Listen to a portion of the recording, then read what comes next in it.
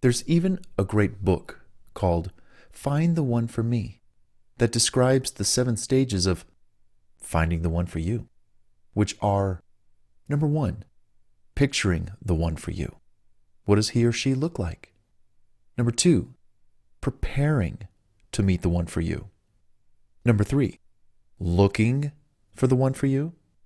Number 4, hanging out with the one for you after you found them from looking for them. Number 5, securing the one for you, as in taking them off the market. Hey, you're mine. We're boyfriend, girlfriend. We're going to get married. Number 6, living with the one for you. And number 7, what happens after you lose the one for you, which in life happens to everyone, whether it's due to death, illness, disaster strikes, 2 people grow apart, a freak accident, divorce, etc. All relationships do eventually come to some kind of ending. Whatever time we do have together, we have to make the most of it. Kind of like what they said in the movie. Kiss me as if it were for the last time.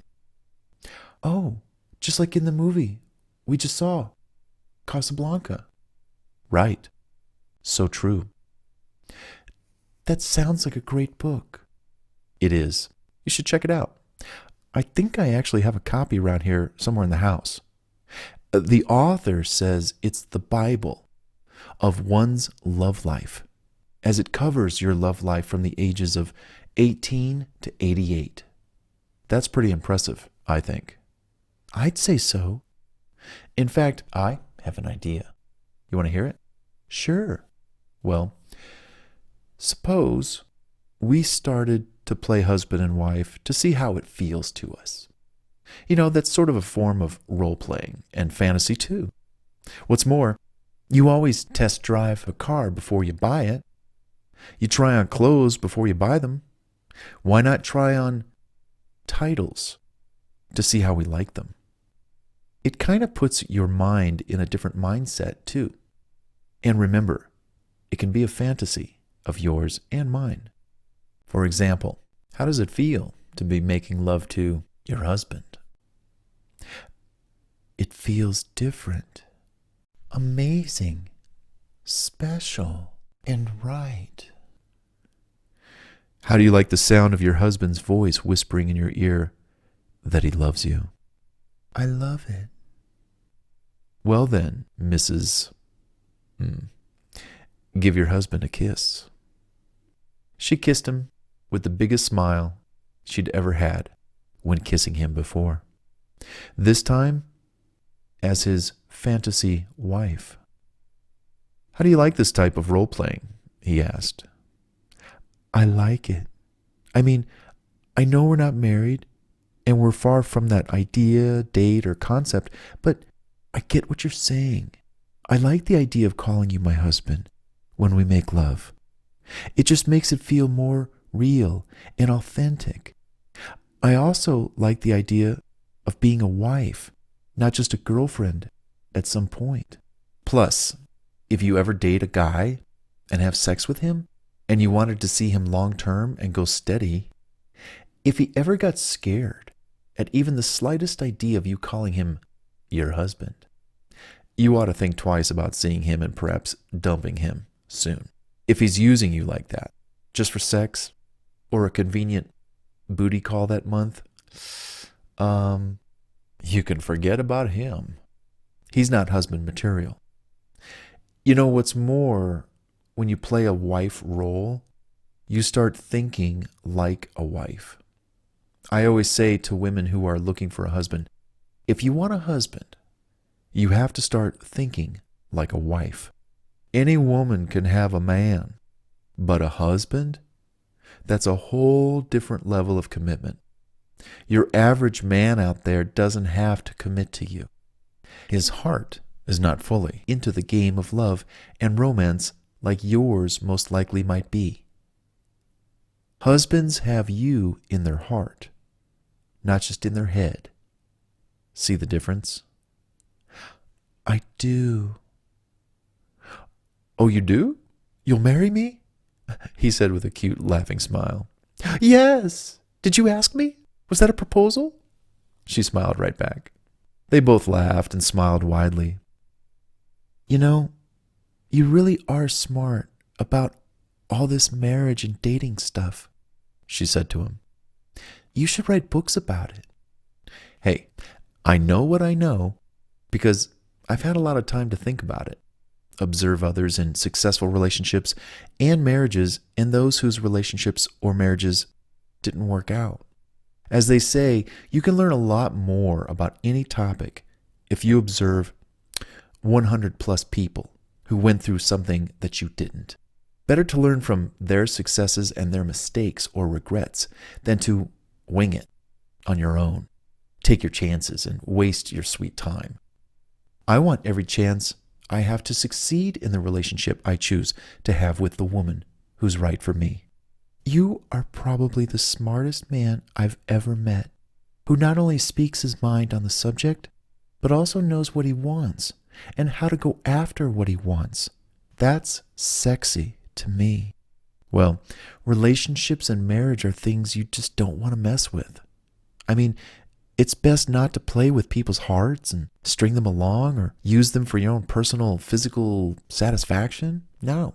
Sadly, there's way too much of that going on today than ever before. It's a wonder so many people are single today, alone, scared, living alone, not knowing what their future holds for them, sad, depressed, afraid to open up to someone, with no one to love or love them right back. I know that was me for a long time. I was alone for years, and any time I tried to get involved with a man, it usually turned out to be the worst experience of my life. Whether he broke my heart, cheated on me, said he wanted to see other women or multiple women. He made a comment about my hair or some part of my body. I mean, I thought, until I met you, that I might be cursed and would just die alone. Hey, I hear you. That's why I like to write the books that I do about love and romance.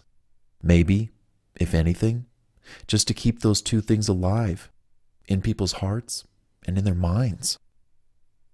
Well, having met you, you've given me hope that love and romance is still alive, and I thank you for that. Well, thank you too. And where were we earlier? I don't know. Oh, right. Kissing each other as husband and wife. Oh, yeah, right. That. Our lovers returned to their kissing and hugging and snuggling and grabbing and groping once again. This time with the fun new added mindset of husband and wife. They knew they were still developing their boyfriend-girlfriend relationship, but having made love so many times, having had so many deep and meaningful conversations, having gotten along so well, never arguing or getting angry with one another, yet always just smiling, loving and pleasuring each other. It only seemed these two lovers were destined for great days and months, perhaps even years ahead. Take me on another adventure, will you, honey? Now that I can picture you as my playful husband, so to speak, where would you take us? It'll have a whole new meaning for me. Well, knowing we're still starting out, and yes, it is fun to play husband and wife, I can still take us on any number of adventures, such as, and tell me what you'd like to hear, but where'd you like to go? Such as, we can take a limousine ride to a concert and make love in the limo on our way to and from the concert. We can go to the movies, dine on nachos, which you love, and make love in the top balcony until the movie's over, taking the scary risk that someone might discover us doing the oinky boinky. We can make love in a small airplane before our airplane lesson. We can head to the desert for a romantic desert getaway jacuzzi weekend. We can travel the world to some far-off location that we'd both like to visit, make love, see the sights, and then return home. We can have sex on ice skates after the rink is closed. I know the owner, and he told me which door to go out so he wouldn't trigger the alarm code because the rink was closed. Hey, we can make love on a bed of rose petals or a pile of $100 bills from all the money we'd be making together. We can role play among so many other adventures that I could take us on. It doesn't matter. Wherever we go, really, so long as I'm with you. Oh, I have one more request. What's that? This time, in our fantasy adventure, I want you to slide it in. I want to feel you all the way in me, so I can feel you pressing up against my stomach and on the inside of me. I want to feel you really deep inside me. Have you been a good girl? No, she said with a sly smile while sticking her tongue out some. All right. Then, in this adventure, I'll include a scene where we build up to that point, where you can't take it anymore, and you're begging me to slide it on up inside you and give it to you for a little while. And if you get wet during this little storytelling adventure, if you're up for it, I might even slide it in then too. How would you like that? Yes, please. I know I'll want it, and I'm ready for you to slide it in me. I'm getting wet again. You make me wet. I think about you, and I get wet. I hear your voice, and I get wet. I think about all the adventures and all the love we've made and all the orgasms in my past, which I've lost count of, and I get wet. Well, let me say that our next adventure is a trip to some far-off destination where we can escape the humdrum and doldrums of society, perhaps explore a new country and culture, take in the sights, and maybe learn a new language, enjoy the geography, history, food, people, culture, and then make love all over their beaches and country, followed by so much more. Pick a country or a destination, and I'll take you there right now. Oh, honey, she said with a smile and a tear in her eye. My bags are packed. I'm ready to go. You can take me anywhere. I'm all yours. I thought so. Well, you know how our story travel always begins, right? Kinda. Well, I pick you up in a limousine with a bouquet of roses because this love is already established. Some bubbly on ice to celebrate our new trip to wherever we're going. And of course, we make love on our way to the airport. You see, I bought us plane tickets for us because we're going to be flying to a really very exotic destination far, far away. And I tell you something, before you know it, we'll be on that plane underneath that little blanket to keep us warm, fondling each other, dreaming of the day we set down and we go to our hotel room and we make love before we do anything. Ladies and gentlemen, this story, Fantasy Boyfriend, is to be continued.